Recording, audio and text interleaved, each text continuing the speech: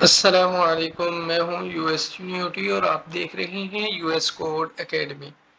आज की हमारी वीडियो का टॉपिक है मेथड ओवरलोडिंग। तो बिना वक्त ज़ाय किए चलते वीडियो के कंटेंट्स की जानिब। फर्स्ट ऑफ ऑल हम देखेंगे कि मेथड ओवरलोडिंग होता क्या है, देन हम मूव करेंगे एनालॉजी की तरफ। उसके बाद हम इसका सिंटैक्स देखेंगे कि किस तरह इसको हम अचीव कर सकते हैं, और लास्ट पर हम प्रैक्टिस क्वेश्चन करेंगे ताकि ये आज की जो सारी थ्योरी है हमें समझ आ सके। तो चलते हैं पहले सवाल की जानिब। बेसिकली जो हमारे पास मेथड ओवरलोडिंग है, ये एक वे है कि आप एक ही फंक्शन को, ठीक है, सेम नेम के साथ यूज कर सकते हो मल्टी टाइम्स, लेकिन जो उसकी इनपुट है वो डिफरेंट होगी। ठीक है, तो अब इसको एक एनालॉजी की तरफ चलते हैं और इसको मजीद एक्सप्लेन करेंगे नेक्स्ट स्लाइड में। एनालॉजी के अंदर कहते हैं कि एक बर्गर है, ठीक है, बर्गर को आप ले लें कि वो एक हमारे पास फंक्शन है। अब मल्टीपल टाइम्स यूज करने का क्या मतलब है, देखिएगा।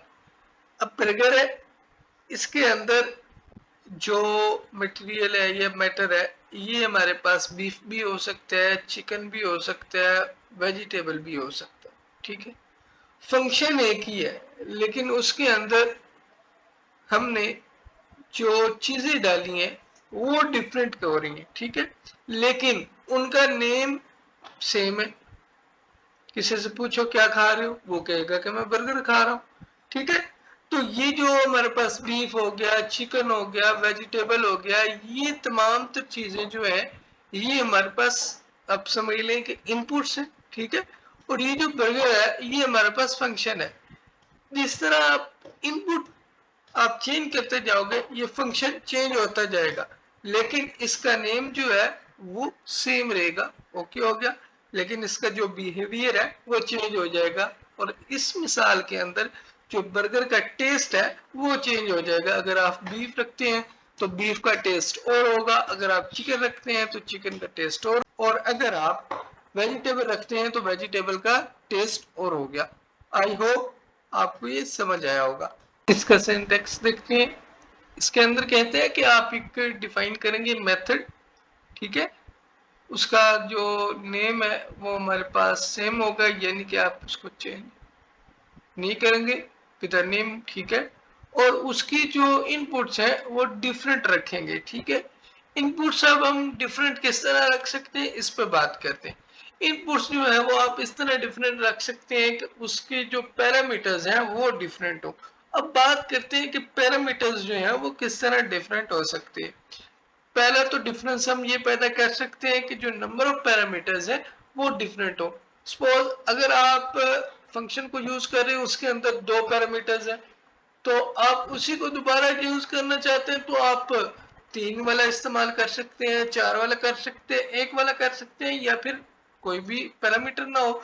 तो ये उसकी जो पैरामीटर्स है उनकी जो तादाद है, यानी कि उनके जो नंबर्स हैं उनके हिसाब से हम डिफर पैदा कर सकते हैं उन फंक्शंस के दरमियान।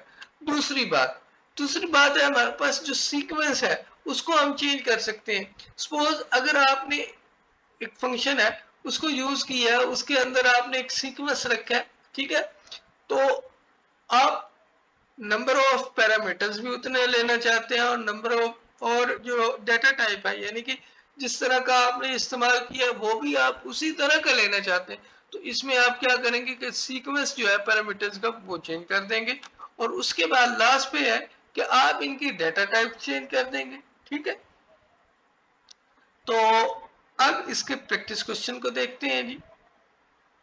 पहले प्रैक्टिस क्वेश्चन में कहता है कि आप एक फंक्शन बनाए जो दो नंबर को कैलकुलेट करे, ठीक है, और रिटर्न कर दे उनका सम। उसके बाद कहते हैं कि इसी को ओवरलोड करते हुए आप तीन नंबर्स लें और सम इनका रिटर्न कर दें। तो इसको प्रैक्टिकली देखते हैं। पाइथन के अंदर ये जो हमारे पास मेथड ओवरलोडिंग है ये जावा सी प्लस प्लस की तरह काम नहीं करता। आप डिफरेंट मेथड बनाते जाएं और उन डिफरेंट मेथड्स को आप यूज करें। इसके अंदर जस्ट सिर्फ और सिर्फ एक ही मेथड बनाया जाता है, ठीक है। और उसकी जो आर्गुमेंट्स हैं उनको आप कह लें कि एक पॉइंटर रखा जाता है, ताकि वो जितने भी हैं, यानी कि अगर एक आ जाए तो वो एक के लिए काम करे, अगर दो आ जाए तो वो दो के लिए काम करे, अगर तीन आ जाते हैं तो वो तीन के लिए काम करे, ठीक है। तो आर्गुमेंट्स जो है वो चेंज किए जाते हैं, ठीक है। तो इसके अंदर गिवन कंडीशन के मुताबिक हमने इसका नेम क्या रखा है, सम नेम रखा है इसका मेथड का, और उसके बाद रिटर्न क्या कर दिया, इन तमाम तरह आर्गुमेंट्स का जो यूजर देगा उनका सम।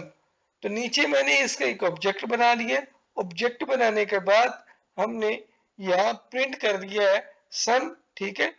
2 और 5 इसके अंदर आर्गुमेंट्स मैंने पास कर दिए, और उसके बाद नीचे इसी फंक्शन को यूज करते हुए मैंने 2 5 6 एज आर्गुमेंट पास कर दिए। तो अब फंक्शन ये एक ही है, लेकिन आउटपुट देखिएगा दोनों की डिफरेंट आएगी। तो ये आप देख सकते हैं, इसकी आउटपुट हमारे पास 7 आई है, और इससे नीचे वाले की जो आउटपुट है वो 13 आई है। तो इसका मतलब ये हुआ कि ये ओवरलोड हो गया।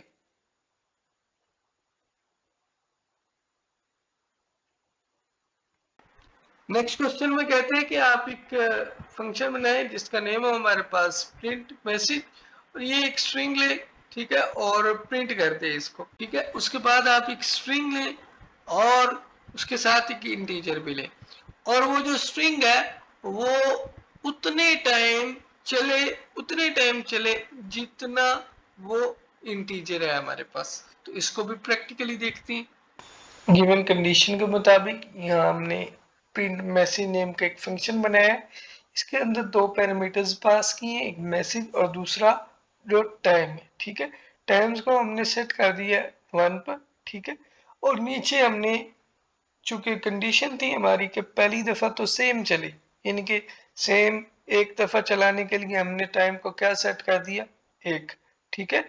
और उसके बाद उसके नीचे एक और कंडीशन थी कि आप उसको एक नंबर प्रोवाइड करें और फिर वो उतने नंबर तक इस मैसेज को प्रिंट आउट करवाता जाए। तो इसको अचीव करने के लिए हमने यहाँ पर फॉर लूप का इस्तेमाल किया है। ये हमारे पास फॉर होगी और ये हमारे पास एक आप कह लें कि वेरिएबल है, ठीक है। और ये इन, ठीक है, इन हमने पढ़ा था, और ये रेंज आ गई। ये तमाम तो चीजें आपने पीछे पढ़ी हुई है। इसके बाद इसके अंदर हमने ये पैरामीटर्स पास कर दिए, यानी कि इसकी रेंज कितनी होगी, ठीक है, वो हमने यहाँ पर टाइम्स दे दिया। तो टाइम को सेट किया हुआ हमने 1, तो यहाँ पर 1 आ जाएगा, और ये जो मैसेज जो भी हम यहाँ पे स्ट्रिंग लिखेंगे एक दफा चल जाएगी। तो इसको हम कॉपी कर लेते हैं, जो कि आपको दिखाना है कि ये एक दफा भी काम करेगा।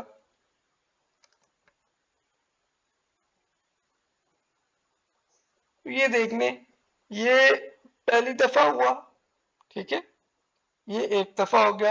और नीचे ये देखने 1 2 3 4 और ये 5, 5 दफा इसने नीचे भी प्रिंट आउट कर दिया है।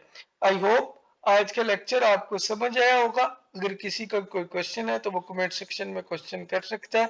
अपना बहुत सा ख्याल रखिएगा। अल्लाह हाफिज।